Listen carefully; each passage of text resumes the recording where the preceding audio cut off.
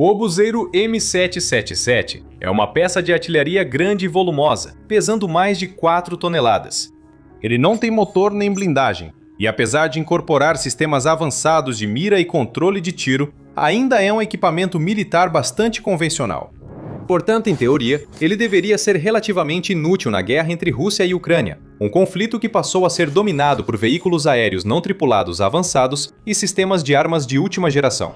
Afinal, com seus drones kamikaze sobrevoando os céus, a Rússia deveria ter pouca dificuldade em localizar e destruir a artilharia inimiga com facilidade. No entanto, por meio de determinação, inovação e adaptação inteligente, a Ucrânia transformou essa arma aparentemente inútil em um elemento inestimável e mortal de seu arsenal. Antes de vermos como isso aconteceu, vamos analisar melhor a arma em questão. O obuseiro M777 é um sistema de artilharia rebocado de 155 mm projetado e desenvolvido pela empresa britânica de defesa BAE Systems. No entanto, cerca de 70% de suas peças são realmente fabricadas nos Estados Unidos, com a produção e integração ocorrendo tanto no Reino Unido quanto nos Estados Unidos. Os primeiros M777 saíram das linhas de produção no início dos anos 2000 e, desde então, entraram em serviço. Com forças terrestres nos Estados Unidos, Austrália, Canadá, Colômbia, Índia, Arábia Saudita e Ucrânia, o M777 foi visto em combate pela primeira vez durante a guerra no Afeganistão. Eles também foram usados na Guerra do Iraque, na Guerra Civil Síria, na Guerra Civil do Iêmen e agora também na Guerra Russo-Ucraniana. Vez após vez, eles provaram ser imensamente eficazes. E quando você olha para as especificações técnicas do M777, não é difícil entender o porquê. Primeiramente, apesar de serem relativamente grandes e volumosos, eles são significativamente mais leves do que os modelos antigos. Para ser mais preciso, com 4,2 toneladas, o M777 é 41% mais leve do que o obuseiro M198 de 7,15 toneladas que ele foi projetado para substituir. Isso se deve principalmente ao fato de que ele utiliza titânio relativamente leve em grande parte do seu projeto. E como ele é muito mais leve do que seu antecessor, é muito mais fácil de ser transportado de um lugar para outro. Ele pode ser transportado por helicópteros e aviões de transporte, como o Lockheed C-130 Hercules ou o C-5 Galaxy, por exemplo. E também pode ser rebocado pelo solo usando veículos táticos, como o FMTV e o MTVR. O design mais moderno do M777 também significa que ele não precisa de tantas pessoas para operá-lo. Modelos mais antigos precisavam de equipes de até 9 membros, enquanto o M777 pode funcionar com apenas 5 ou até mesmo equipes de apenas 3 pessoas em situações de emergência. Pode-se dizer que a maior vantagem do M777 é sua precisão. Utilizando sistemas avançados de controle de tiro digital, além de munições guiadas por GPS, ele tem a capacidade de atingir alvos a até 40 km de distância, com uma precisão extraordinária e margens de erro mínimas. Sua precisão levou especialistas a chamá-lo de enorme rifle de precisão, capaz de eliminar alvos à distância mais eficientemente que quase qualquer outro obuseiro. Além disso, há a versatilidade do M777. Ele é capaz de disparar uma ampla variedade de munições, incluindo os projéteis inteligentes M982, que conseguem cair a menos de 10 metros de seus alvos, mesmo quando disparados de até 24 km de distância. Ele também pode lançar projéteis assistidos por foguete M549A1, munições de artilharia guiadas de dispersão Bofors, projéteis Base Bleed M1128 e munições de alcance estendido XM113. Apenas alguns meses após o início da guerra, em abril de 2022, a Ucrânia recebeu um grande lote de 90 sistemas M777 dos Estados Unidos, com unidades adicionais fornecidas pelo Canadá e pela Austrália. Mais unidades chegaram nos meses e anos seguintes. Os Estados Unidos também enviaram milhões de projéteis, incluindo munições convencionais e especializadas, como o M718 Remote Anti-Armor Mine, RAM, um projétil de artilharia com minas antitanque internas. Embora tenha havido alguns problemas iniciais de adaptação, enquanto os soldados ucranianos aprendiam a tirar o máximo proveito dos sistemas, eles logo se mostraram altamente eficazes. De fato, no início de 2024, o M777 estava sendo considerado, talvez, a arma mais decisiva do conflito. Na época, a artilharia era a principal causadora de danos no campo de batalha, sendo responsável por cerca de 80% das baixas de ambos os lados. Com estimativas de fevereiro de 2024 sugerindo que os sistemas de artilharia haviam matado ou ferido diretamente cerca de 400 mil soldados no total, E apesar de ter à sua disposição inúmeros sistemas de armas ocidentais, incluindo o obuseiro autopropulsado francês César, de 155 mm, o sistema americano de foguetes de artilharia de alta mobilidade M142 HIMARS e o canhão autopropulsado M109 Paladin, o M777 era sem dúvida o mais valorizado entre as equipes de artilharia ucranianas, porque era muito fácil de operar, muito preciso e muito confiável, provando seu valor repetidas vezes. Em fevereiro de 2023, por exemplo, as forças do Kremlin estavam lançando uma ofensiva agressiva para capturar uma pequena cidade no Donbass, chamada Vuhledar. Um grande número de tropas russas e mercenários do grupo Wagner invadiram a área. Um dos ataques envolveu uma grande coluna de tanques, veículos de combate de infantaria e veículos blindados de transporte de pessoal, tentando atravessar um ponto de estrangulamento. O M777 foi abatendo um por um com a maior facilidade. Mais de 30 armas pesadas foram destruídas rapidamente, com a Ucrânia usando projéteis RAM M718 dos Estados Unidos para eliminar tanques e veículos blindados com facilidade. Havia várias histórias parecidas em outras partes da linha de frente, mas com o tempo, a guerra mudou de rumo e muitos especialistas temiam o pior para o M777. A Rússia passou a depender muito menos de táticas convencionais de guerra terrestre e de ataques mecanizados, começando a empregar veículos aéreos não tripulados, VANTs, em quantidades muito maiores do que nunca. A Ucrânia também, de forma gradual, adotou esse tipo de guerra ao desenvolver e usar seu próprio arsenal de drones contra os ataques inimigos. Com milhares de drones sobrevoando as linhas de frente, grandes sistemas de artilharia pesada viram alvos fáceis, prontos para serem eliminados. A Ucrânia não podia mais simplesmente posicionar seus M777 onde quisesse e disparar contra os grupos de assalto inimigos. Em vez disso, era preciso estar constantemente atento à ameaça vinda de cima, sempre ouvindo o zumbido característico dos drones Shahid da Rússia e de outros vantes explosivos. Porque apesar de o M777 causar grande dano, ele não foi realmente feito para aguentar muito dano em troca. Ele não possui blindagem própria ou outras medidas de proteção, por exemplo, e um único ataque de drone no lugar certo é suficiente para te dar um obuseiro inteiro de ação, seja temporariamente ou, nos piores casos, permanentemente.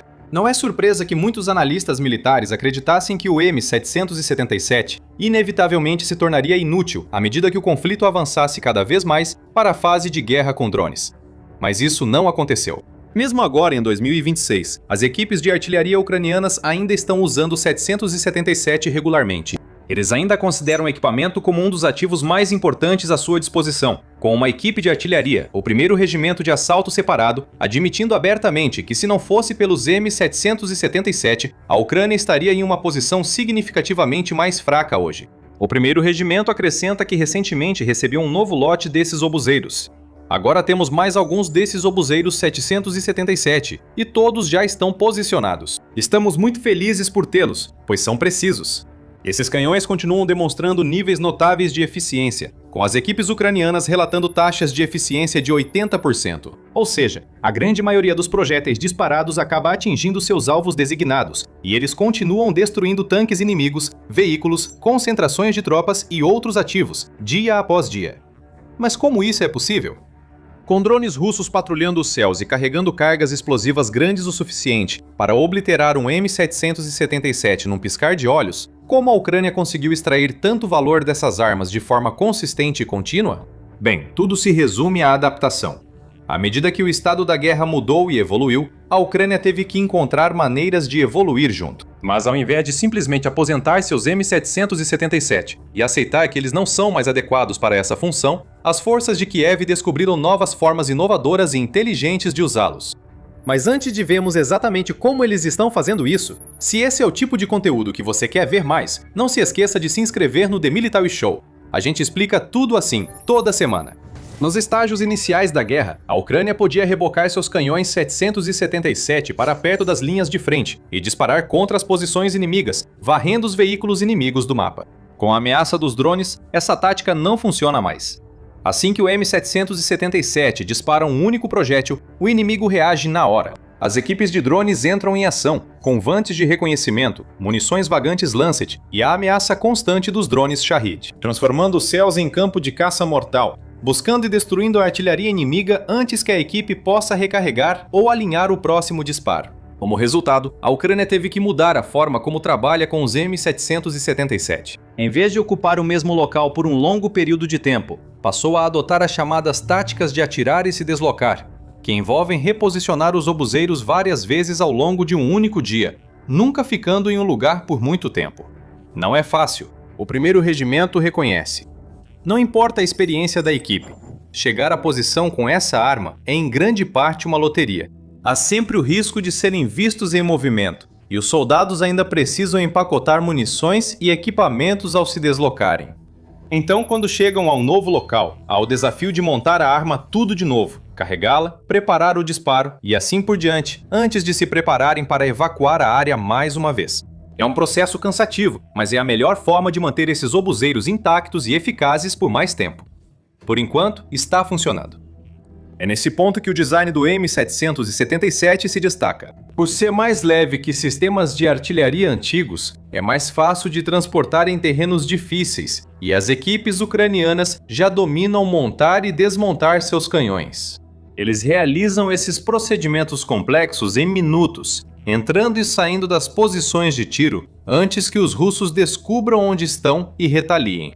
Mas essa não é a única maneira que as forças ucranianas estão aproveitando ao máximo seus M777 em 2020. As forças de Kiev ainda contam com outros truques, como o uso de iscas. Usando materiais simples e baratos, como madeira, sucata de metal e canos de esgoto antigos, engenheiros ucranianos criaram M777 falsos para enganar os russos e fazê-los desperdiçar drones tentando destruí-los.